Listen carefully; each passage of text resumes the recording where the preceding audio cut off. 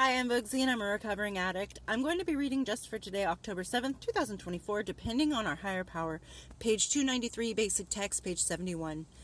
As recovering addicts, we find that we are still dependent, but our dependence has shifted from things around us to a loving God and the inner strength we get in our relationship with Him.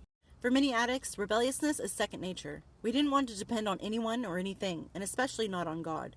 The beauty of using, we thought, was that it gave us the power to be and feel anything we wanted, all by ourselves. But the price we paid for this illusory freedom was a dependence beyond our worst nightmares. Rather than freeing us, using enslaved us. When we came to Narcotics Anonymous, we learned that dependence on God didn't have to mean what we may have thought it meant. Yes, if we wanted to be restored to sanity, we would need to tap a power greater than ourselves. However, we could choose our own concept of this higher power. We could even make one up. Dependence on a higher power would not limit us, we discovered. It would free us. The power we find in recovery is the power we lacked on our own. It is the love we were afraid to depend on others for. It is the sense of personal direction we never had, the guidance we couldn't humble ourselves to ask for or trust others to give. It is all these things, and it is our own. Today, we are grateful to have a higher power to depend on. Just for today, I will depend on the love and inner strength I draw from the God of my own understanding. I really like how it says we can choose our own concept of this higher power, because that is something I've always preached, that you don't necessarily have to believe in God or any specific religion to be successful in your recovery. You can come up with your own belief system that keeps you sober and hold on to that. And I think a lot of us had this fear that once we get sober, what are we going to do? How are we going to keep ourselves,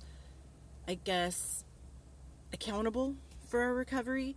And I'm very big on saying that for me personally, I got sober on my own. But once I got sober, I was able to find a belief system that kept me sober. So I take the credit for me getting sober and staying sober and living in recovery. But I also have found a belief system that works for me. And that's just something that is individualized to each person's recovery, because not everybody's recovery is the same.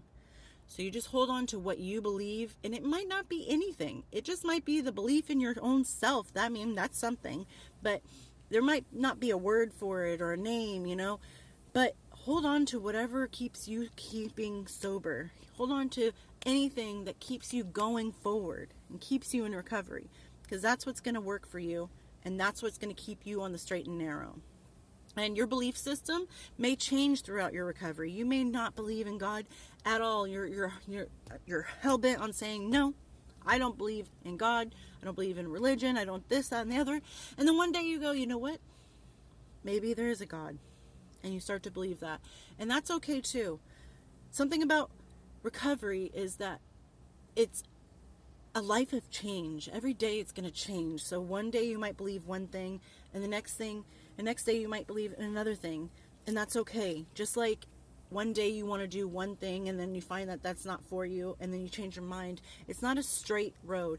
You don't have to continue on the same road that you started on. As long as you're not going backwards or sitting still, keep going the way that is helping you. Keep going with the same belief and the same feeling of accomplishment that keeps you sober. And I hope everyone's doing well out there, and I'll talk to you later. Bye.